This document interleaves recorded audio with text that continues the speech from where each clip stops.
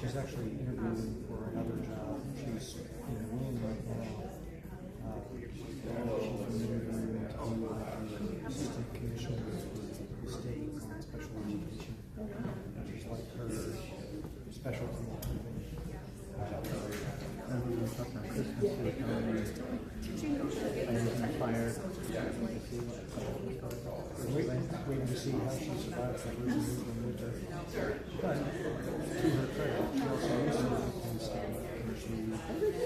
Her postgrad at Columbia, so Yeah, she's seen me before.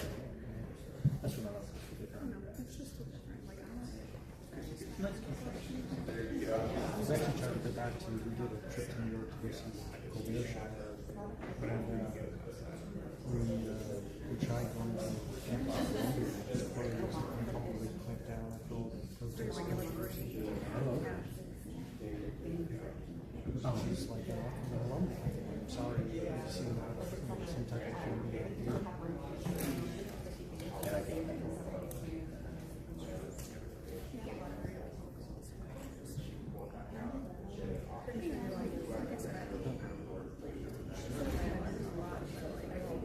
who's that?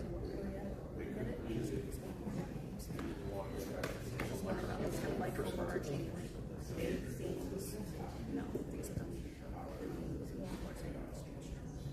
That's not discoverable on the county. I think she just, I think that she just gets confused. I was gonna say, I think that she just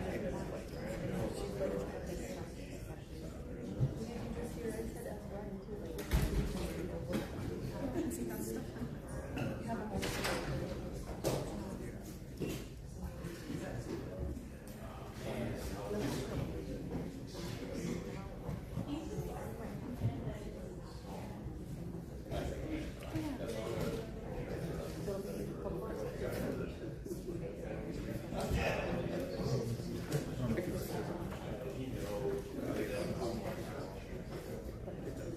Oh, it's like a real thing? Yeah.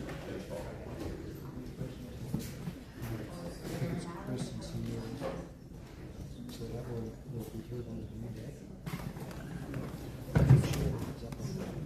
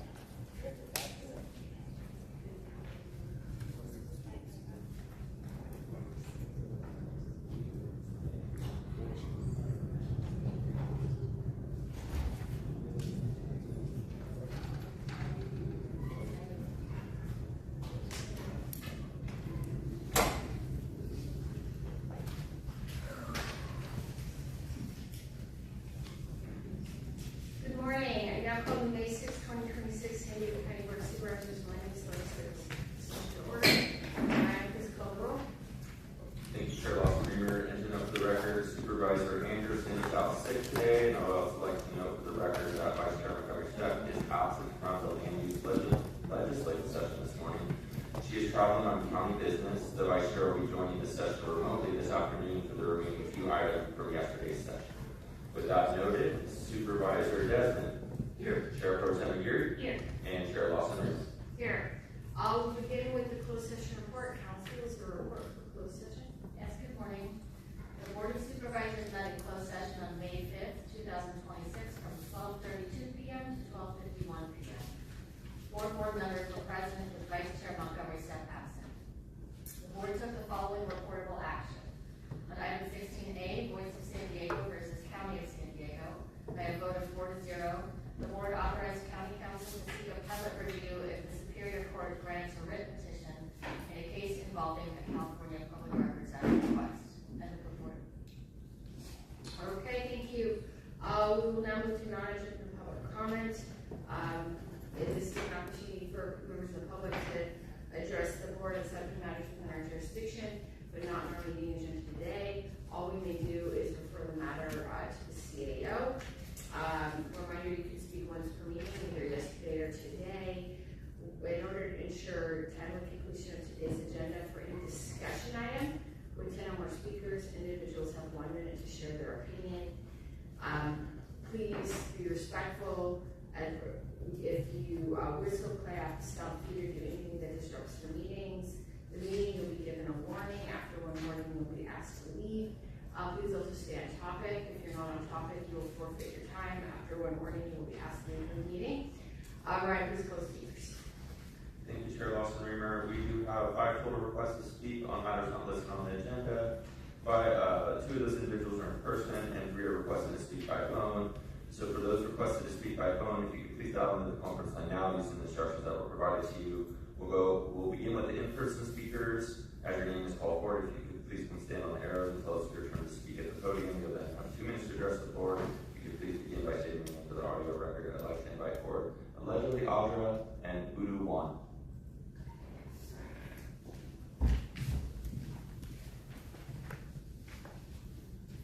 Good morning, Supervisors. My name is Dr. Udo Wan.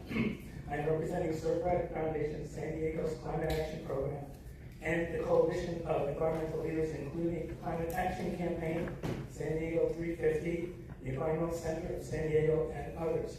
I am here because the Blue Line is facing a critical failure at Nobel Station, the failure that is actively undermining our regional transit goals. Well, this trolley was built to get people out of their cars. The parking situation at Nobel has become a deterrent, not an incentive. On April 1st, during the first one of the Padres Day games, it's estimated that 50 cars were towed from the retail parking level. At over $400 per car, transit goers, many families trying to do the right thing by using public transit, were met with predatory towing because dedicated transit spots were full. This creates a punitive environment that discourages the very behavior that we are spending billions to promote. San Diego residents fund this infrastructure through Transnet and support SANDAG regional plan infrastructure, specifically to reduce greenhouse gases and vehicle miles traveled. We cannot reach those goals if the last mile of the commute ends in a tow yard. Negotiations between SANDAG and the property owners are stalled. MTS CEO Sharon Cooney has stated that this is the #1 complaint MTS received, even pondered in December of 2025 that eminent domain may be the only resolution. The public cannot wait any longer. We urge this board to explore legislative and/or budgetary support to secure adequate transit parking at Nobel and all transit centers in the county. Let's stop the predatory towing and finally allow the Blue Line to work for everyone. Thank you. Thank you.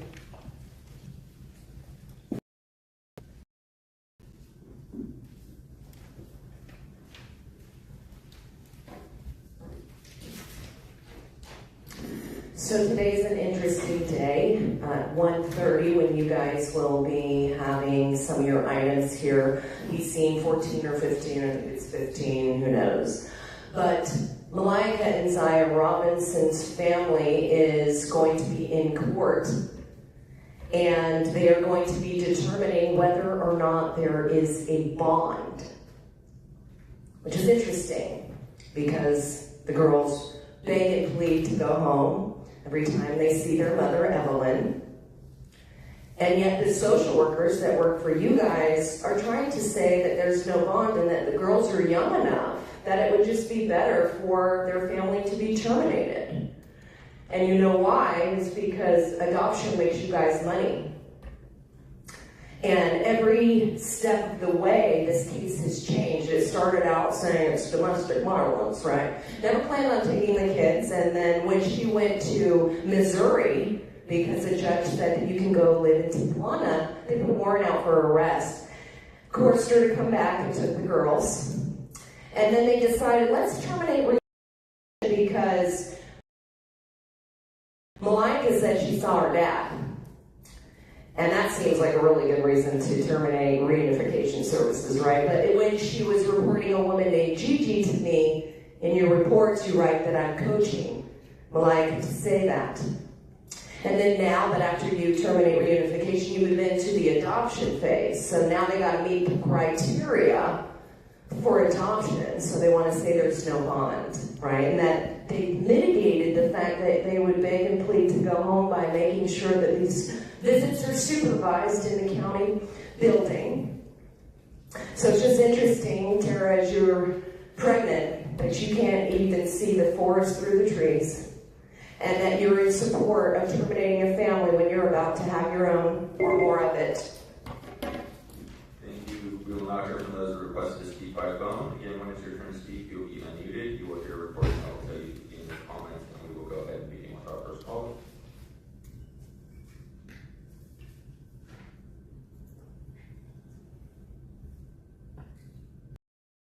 Supervisor. I'm here today to share a concern that I know is echoed by many county planning groups regarding continued marijuana retail expansion and the direction of the county's social equity cannabis program. My name is Madison, by the way. We need to take an honest look at what expanded marijuana commercialization means for today's youth and young adults. In practice, social equity cannabis licensing results in more storefronts, more visibility, and greater normalization of a mind-altering substance in the very communities where young people are growing up. Today's marijuana products are far more potent and heavily marketed than in the past, and research continues to link youth use with increased risks of anxiety, depression, suicidal thinking, and psychosis. This is especially concerning given that brain development continues into the mid-20s. Young adults are in a critical window for motivation, learning, and long-term mental health.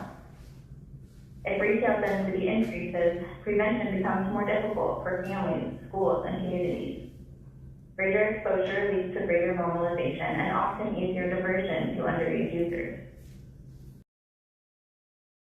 Opportunities does not unintentionally increase harm in neighborhoods already facing significant health challenges. I respectfully urge the county to reconsider whether expanding marijuana retail truly serves long-term community well-being, especially for younger generations. Real equity should include protecting youth and young adults from increased exposure to substances that can negatively impact their mental health, education, and future opportunities. Thank you. Thank you. And Chair Lawson, we are not seeing any other callers called in the queue. That concludes requests for non-agenda public communication this morning. Okay, we now proceed with the formation of the consent agenda, items 1 through 3. All the items in the consent agenda are taken and will be acted upon for motion. Individuals can comment on consent after my colleagues pulling the item, they'd like to pull or making any comments. Noting that item 1 is a forward item, so it is actually continued to our next meeting because there's only 3 supervisors sitting here. Chairperson, is there any comments? Supervisor Benson? None to pull on, which approve, I guess, items 2 and 3 of consent. Okay, we have a motion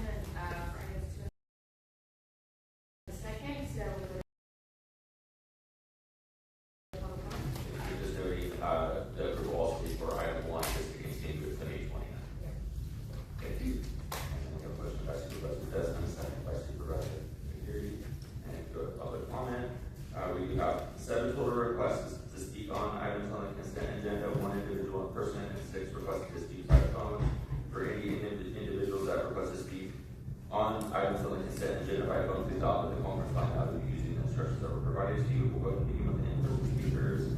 I would like to invite forward Audra. You have 2 minutes to address the board. Allegedly, yes. So you guys keep doing this, taking items right when we're here, because nobody can show up. You guys are being paid, and everybody has something better to do. It's not like it matters anyway, because all of this stuff that you consider routine is just you know, getting business done. It's just like you putting all these items together yesterday, giving people 12 seconds per item. And it's like, you guys just move everything through so fast. And it's ridiculous because this should matter what you're doing, but you're really good at getting money, that's for sure. You'll take the time to do that, but it's like, I mean, you don't even want to let the people really know what you're doing or have an opportunity to really talk about it. And it's sad because you don't even care what the people say, especially by cutting people down to a minute. And it's like, you know, you want more money, you increase taxes and things like this, and then you can take people's homes. It's like, how much money is going to be enough for you guys, is what I wonder. Because, like, again, you're good at getting it, but you're also good at begging and coming and taking it from the people and then mismanaging it. Because, like, the world around us is like it is because of you guys. And you guys always want to scapegoat and blame, like, Trump. And it's like the local community suffers because of boards like this and employees paid a very pretty penny to do this work and keep coming to the people who are funding it and asking for more money because it's never enough for you guys. And it's like the money that you do take, you literally traffic children with it. And it's sad to her that you can have a child in your womb and be so cold apart from their families.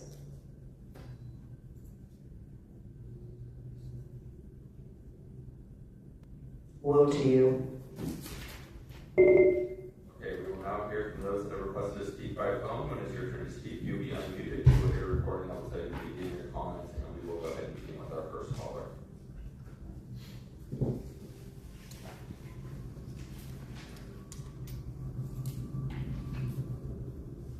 The board can't understand normal thinking. Clear.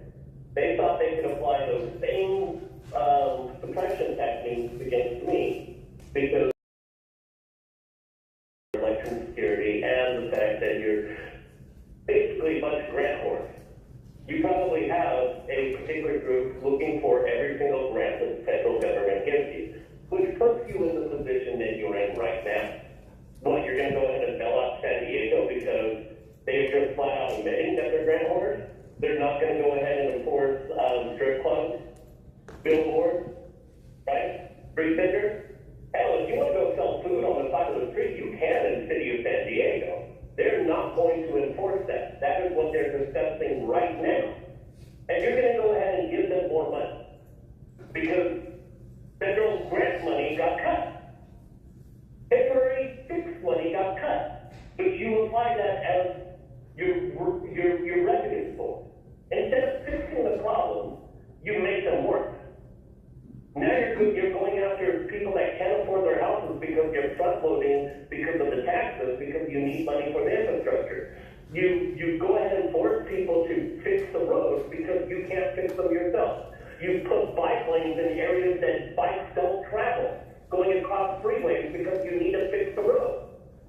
Don't tell me you don't do this shit. I've mapped out the entire incentive structure just because I want to go ahead and prove that voter fraud exists.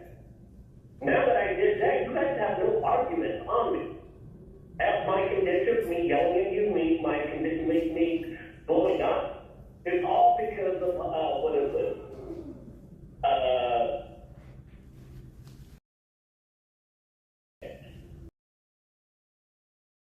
Hypersensitivity plus my personality type and a bunch of other shit. It's trauma-induced hypersensitivity, which makes me go ahead and clock everything that you're doing.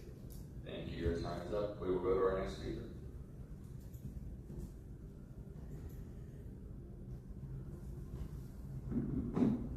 Although, how do you today. I hope. Anyway, number two, the contracts for the repair and replacement of selected sidewalks and so on. I wonder what happens if people actually want to replace them with something other than concrete. But I noticed there are a lot of small repairs in San Diego especially, but in other communities as well. It's just certain areas on one street. It may be more economical to replace the entire sidewalk and also avoid a lot of stepping up and down and tripping hazards.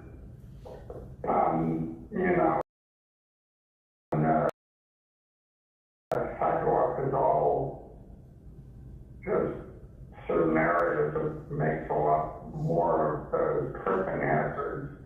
And this would also improve the walkability, which is one of the stated goals of the whole project. It's nice to fix them when you can.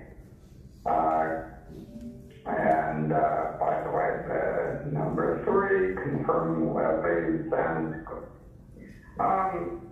I also want to note that Thank you, your time is up. And Chair Lawson, remember, not seeing any other callers called in the queue, that concludes public comment on the items on the consent agenda. Okay, we have a motion on consent. We have a motion on consent in a second. You might close anything else they'd like to add to the conversation? Okay, then please vote. And Chair Lawson, remember that motion passes unanimously with all supervisors who are present and voting aye. Okay, thank you very much. We begin with discussion item 4, set a hearing for May 2026, a consolidated cost recovery proposal to adopt ordinance related to fees, deposits, and hourly rates for land development, environmental health and quality, and agricultural rates and measures. Effective fiscal year 2026.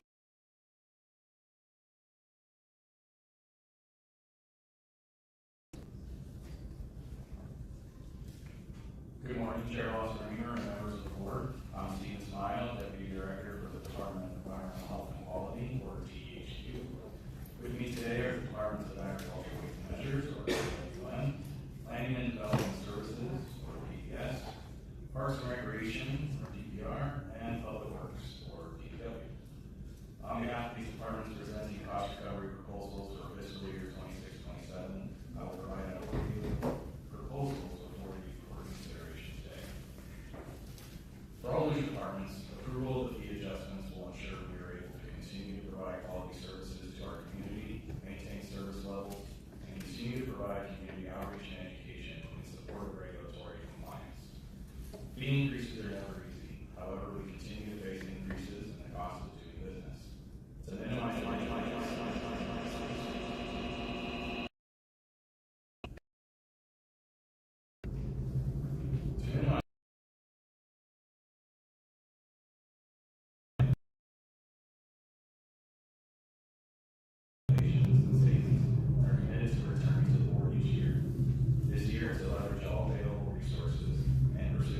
policy B29 related to full cost recovery. We are proposing to continue shifting portions of general purpose revenue funded services to fee-based models and program revenue. This funding shift, along with increases in negotiated salary and benefit rates, and facility, contracting, and IT support we pay to other departments within the county, are also reflected in the proposed rates. The auditor and controller has reviewed our work to ensure accuracy and consistency with county-wide fee development processes. The average proposed increase across all fee packages for this year to fees ranges from 3.2 to 4.2%, with some hourly rates reducing or increasing up to 3.7%. Next, we'll discuss the key part of the process, which is stakeholder outreach. We meet with customers, community partners, and industry groups in multiple languages to explain changes and gather feedback, which is incorporated where possible. Strong support for steady, predictable annual updates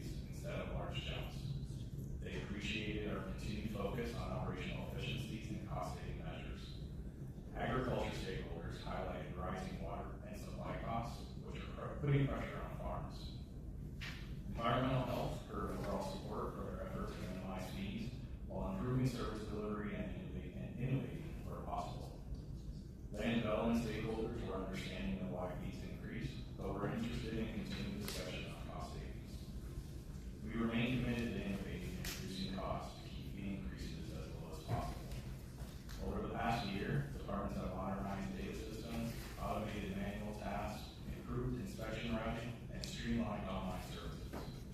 These combined efforts save $5 million, significantly reducing the amount of fees would otherwise need to increase. Without these continued efficiencies, fee increases for some programs would be significantly higher, in some cases 3% and up to 7% higher. Additionally, we will support small businesses. We will now be in the proposed updates for fiscal year 26-27 by major program area, beginning with land development.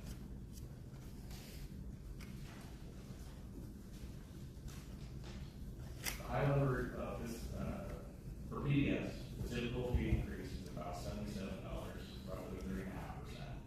Deposits and hourly rates increase by similar percentages. DPW proposes average increases of 2.7 to 4.2% for fees, deposits, and hourly rates, and DPR's average hourly rate will not change this year. These updates support the hundreds of hours required each year for project review, inspections, and ensuring the infrastructure is safe and compliant. Next, we'll review THQ, which implements more than 40 programs, each working towards improving public health and environmental quality in our communities. THQ reviewed 233 fees this year. The average food program fees will now increase through the use of available program reserves to fully offset costs. Water program fees are proposed to increase on average by 6.3%. Housing and land use fees, including septic systems and local enforcement agency, increase on average by 5.2%. And hazardous materials fees see adjustments. Next, we'll review agriculture-related measures. The changes across AWM's major programs that support farmers, ensure consumer protection, and safeguard public health reflect increases in the cost of providing services. Most changes range from 2.4 to 5%. Across all programs, the average hourly inspection rate increases by $5. The fiscal year 26-27 CAO recommended operational plan assumes these fee adjustments. Without them, departments would need $3.4 million in alternative funding to maintain current service levels. Delaying adjustments now would also lead to larger increases in future years. Approval of the recommendations will allow departments to continue providing quality customer service, comply with mandates, and ensure that fees and hourly rates to recover the county's costs are feasible in alignment with Board Policy B29. Fee ordinances require 2 hearings. Today's recommendations on item 4 include finding that proposed actions are exempt from CEQA, waiver of Board Policy B29, find that adjustments to fees and changes are necessary to the operations, approve the first reading of the ordinances, and if approved, set a hearing for May 20th, 2026. Adoption of the ordinances would take place after the second reading on May 20th, and the proposed fees will be effective on July 1st, 2026. This concludes our presentation. Staff are available to answer your questions. Any questions from my colleagues? Okay, we'll go to public comment. Thank you, Chair Lawson. Remember, we have 8 total requests to speak, 1 individual in person, 7 requests to speak by phone. Also like to note for the record, we have received 2 comments on this item, 1 in favor and 1 in opposition. Again, for any individual that has requested to speak on this item by phone, please dial into the conference line now using the instructions that were provided. The in-person speakers stuff.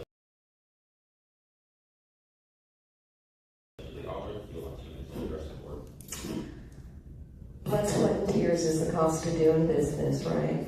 The people who work really hard for quality service.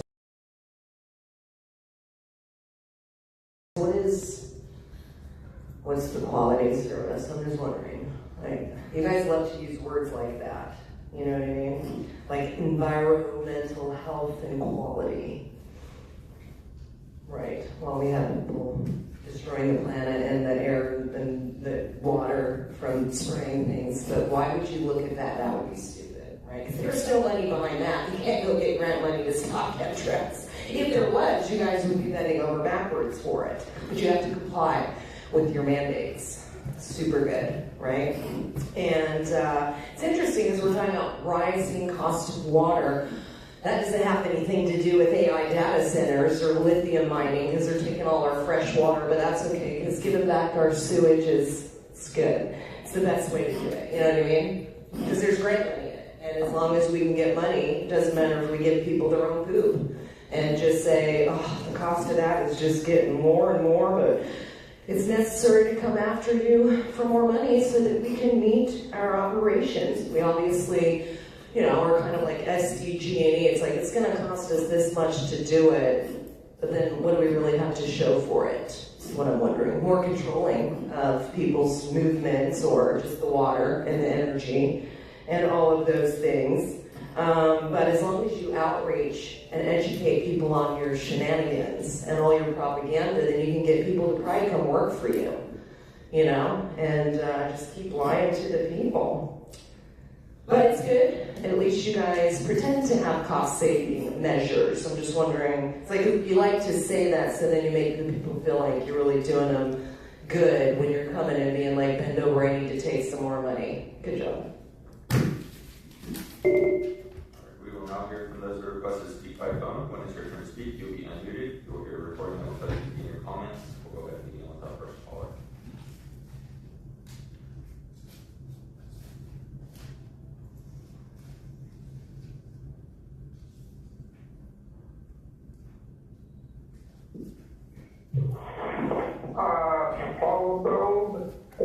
Policies under 5% increase cut for two at 6.7%, which is only $1 increase anyway. And most of them, 3% are up to over $10. I strongly approve of this.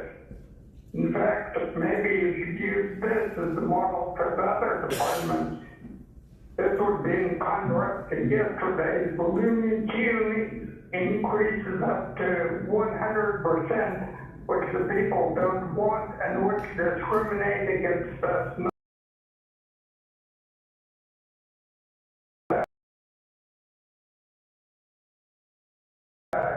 You want more donations from the corporate folks in this campaign year. Maybe the finance people in the other departments don't have time to do their jobs. Maybe you should, you know, those are the first in line to fire. Anyway, I guess, fire and confidence. Let's see, while I'm on that subject, moving the meeting to 11 a.m. with hardly any notice was pretty illegal. I looked up at the Brown Act, you know, there have been a lot of other weird things, like you should have put 14 and 15 on the agenda for today if you knew it was going to be, the items would be taken today, not yesterday. So, I mean, you know, that, and there are a lot of other things like letting people. Thank you. Your time's up. We'll go to our next speaker.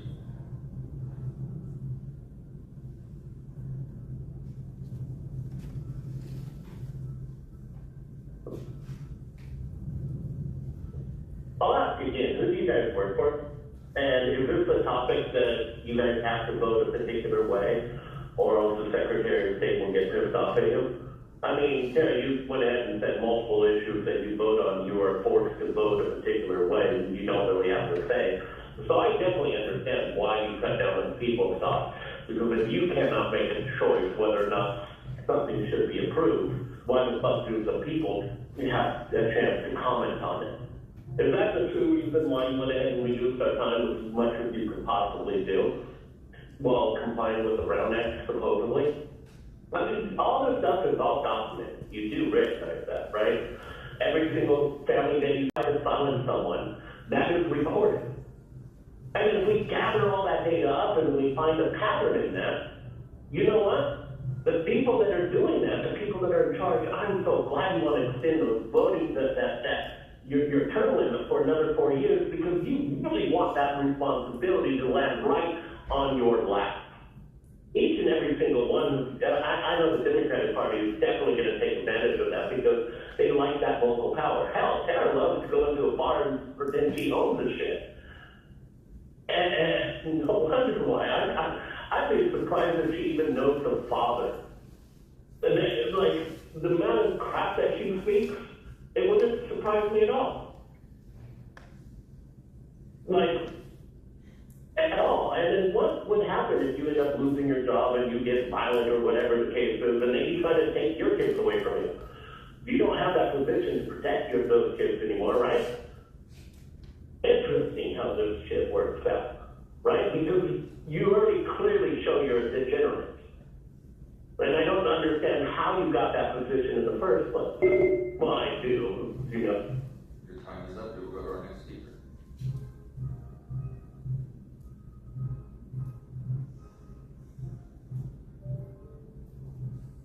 Good morning, Board of Supervisors. Ann Riddle here. I came to address this item because it has, as part of the fees that you're looking at, something that's been a concern to my county planning group regarding those fees and measures that are not covering the cost of operations.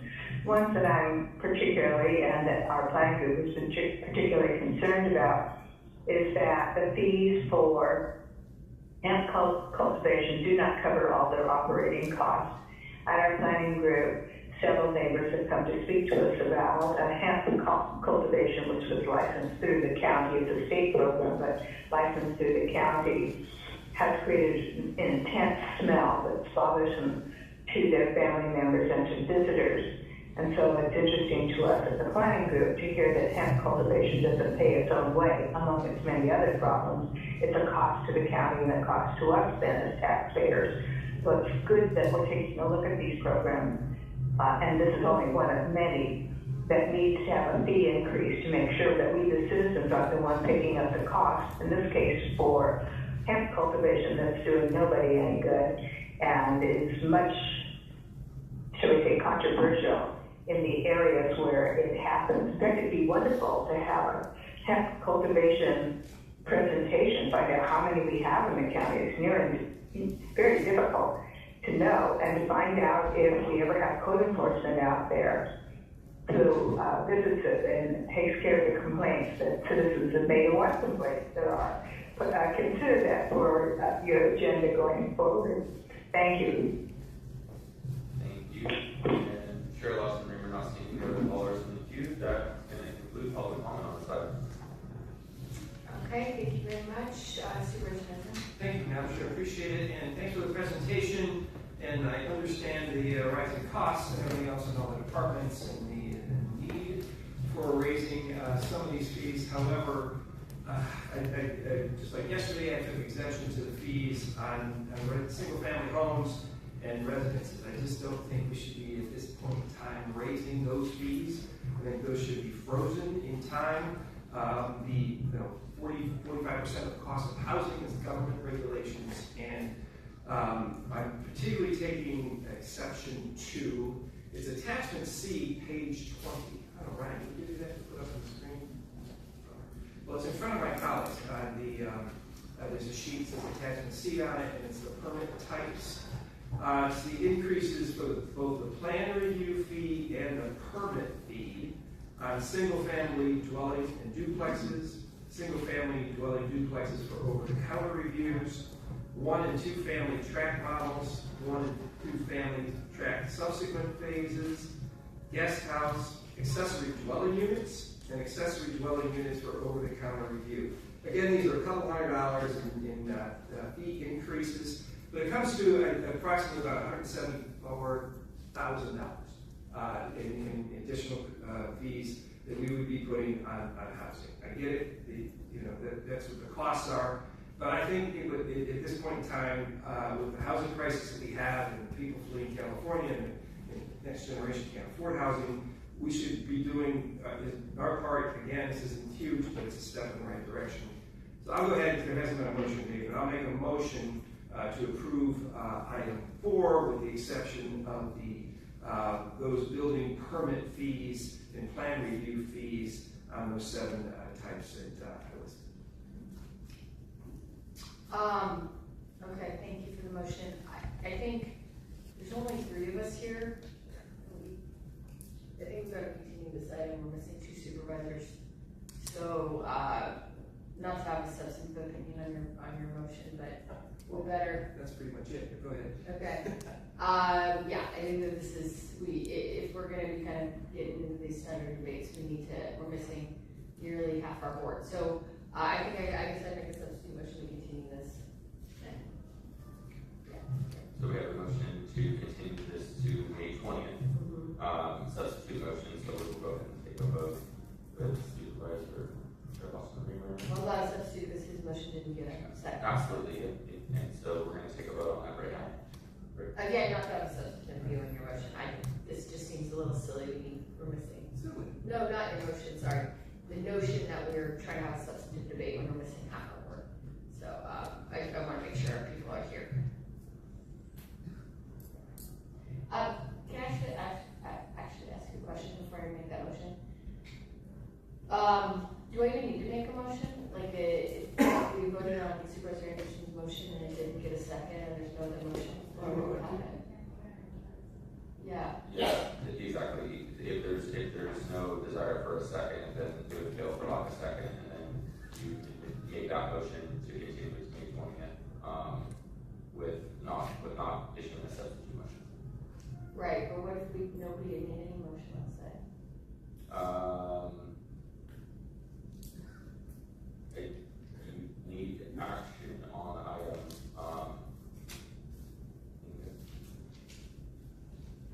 If no members of this board make a motion that's acted on, then. Yeah, then there's no motion that has to get. Yeah, for some of the land use items, they are automatically continued until the next meeting, so we would need to check, otherwise the item could simply be redacted for a future meeting. Supervisor Desmond, what do you want to do? Because I don't think there's support for your motion, so what would you like to do?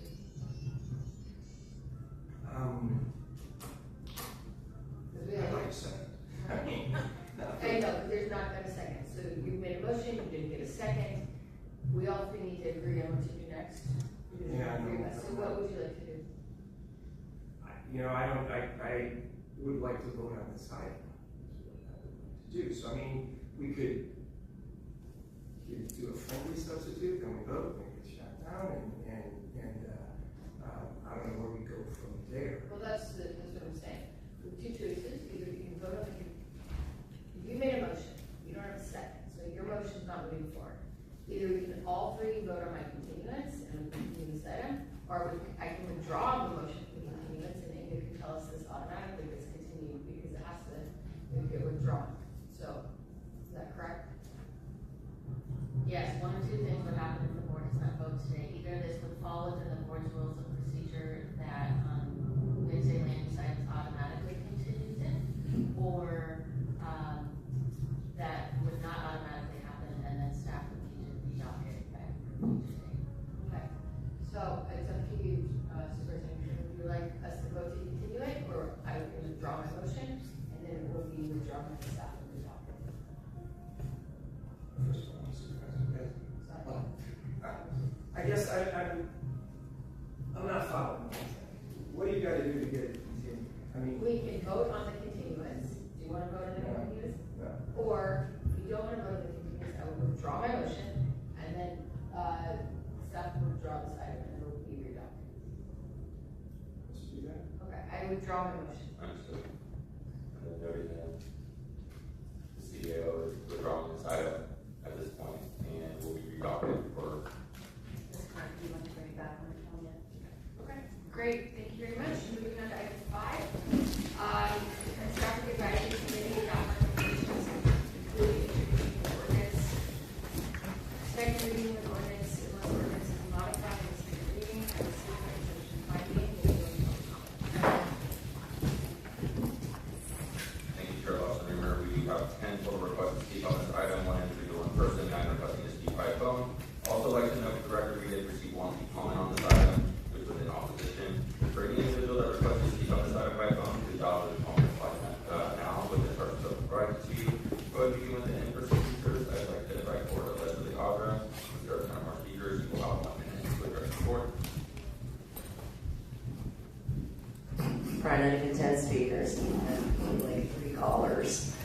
That's why it's all set up just to, you could have anybody sign up and then, cut the people down. Not like this matters. You're just, controlling our movements more, getting some revenue from speed enforcement. How cool is that? When you guys lower the speed, you're like, we're going to catch all these criminals and get money off of them. But I'm just wondering when we can just pull the Band-Aid off and just get straight to where we're going to be not in our cars. Because I feel like the more we drag it out, it's just really annoying. And so I feel like if that's what we're going to do, let's just start today and just ban cars. You know what I mean? To save the planet, because that's what you guys are doing. It's cool. Especially because, let's kill all the humans, right? But at least the planet will be saved. Maybe you'll save all those trafficked children, that you guys took, that are underground. How cool is that? Experimenting on and stuff like that. It's pretty neat. And they're really resilient, because it's like with an old person, they're going to die quicker, but it's not going to last as long. Have a good day. Now we will go to the, hear from those that requested to speak by phone. Again, when it's your turn to speak, you'll be unmuted. You will hear a recording that will cover in your comments, and we'll go ahead and begin with our first caller.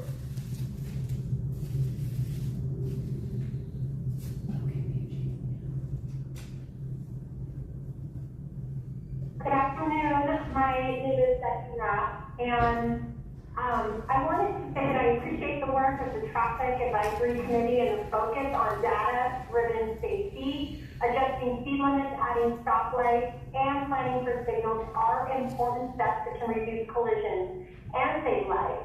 But safety isn't just about speed. It's also about impaired driving. Lowering speed limits only works if drivers are alert and sober. Across our county, we continue to see crashes tied to alcohol, drugs, and increasingly high-potency substances. That reality has to be part of this conversation. And I also want to point out that there was no community engagement. This report notes that no planning groups provided input, which is concerning. Residents should be aware of be involved in the decisions affecting their streets. So as we move forward, I urge you to consider changes with stronger public awareness and enforcement around impaired driving and improve outreach. Thank you. Your time is up. We'll go to our next speaker.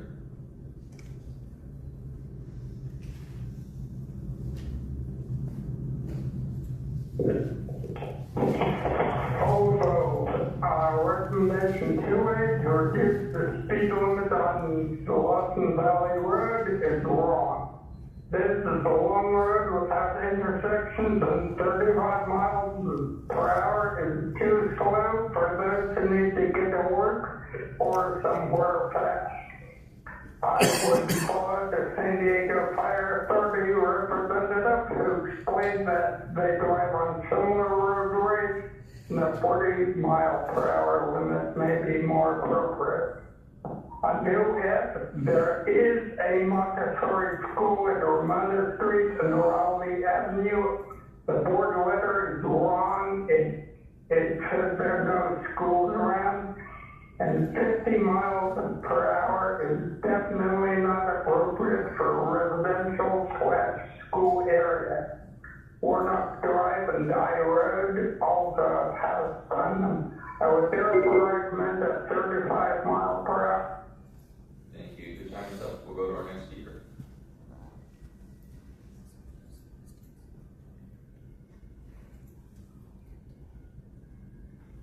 Hey, Gonzalo here. Okay, so I just wanted to chime in and, considering what I do know about the United Nations Agenda for the 21st Century and how they do want to control our movement on that side, not into what is happening here, but on the other side, on a positive, having a teenage driver, I'm so for it. I'm just being real, okay? No, but, it's just kind of crazy how people want to just always say it's about, alcohol and marijuana when the biggest percentage of people are on psychotropic drugs, the prescribed ones.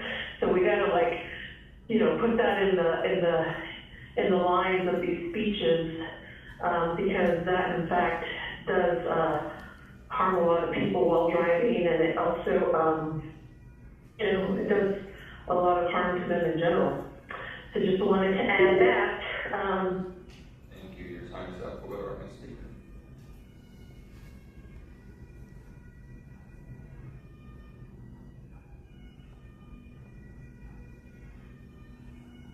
Hi, my name is Samantha. Thank you for having me. Speaking on behalf of Agenda Item 5, specifically Item 4D, in favor to establish a traffic control at the intersection of Willowbrook and Hillsdale. With experience, I live down the road on Willow and use this intersection every day with the two kids who are both under the age of 4 to use to school. I really appreciate a more safe path to this intersection. People drive really fast, and it's hard to see the high traffic because it's between 2 casinos and 2 golf courses. Oftentimes, I'm sitting there for minutes on end waiting to turn left. From a leader perspective, they see the Department of Works for gathering this. There have been 7 reported collisions, 2 of which resulted in injuries within the past 3-year period. This is an accident rate of 0.46 collisions per million vehicles. Statewide average is 0.22. Clearly, there is a need, so please consider helping by approving a traffic light at that intersection. Thank you. Thank you.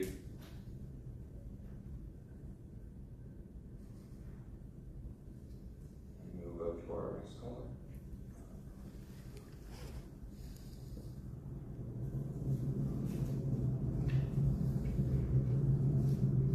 You know, I'm kind of curious. When you go ahead and change the light sequences and just make them oddball things instead of having a mileage for the light sequences, meaning if you stay within this limit, you won't hit a red light. But when you suddenly put a red light in between a light sequence going straight into the freeway, you get people basically speeding, trying to beat the light before it turns red, because they know it's going to, which causes accidents. So what is it? Are you trying to prevent accidents or create them? Because you're also telling kids to ride a motorized bike 60 miles an hour on doing pop wheelies right in front of traffic going around 40 miles an hour. And you're allowing them to be, I mean, I've seen pictures of them driving on the freeway. I mean, do we accept this? Are we not going to call this shit out? Or we're just going to go in and say, hey, we need to put in roundabouts because we get federal grant money to go ahead and do this. Thank you. Your time is up. And Chair Lawson Remer, that concludes public comment on this item. Not seeing any other callers. Thank you. Any questions or comments from any of my colleagues? I do. Okay, we have a motion. Second. The second, so please vote.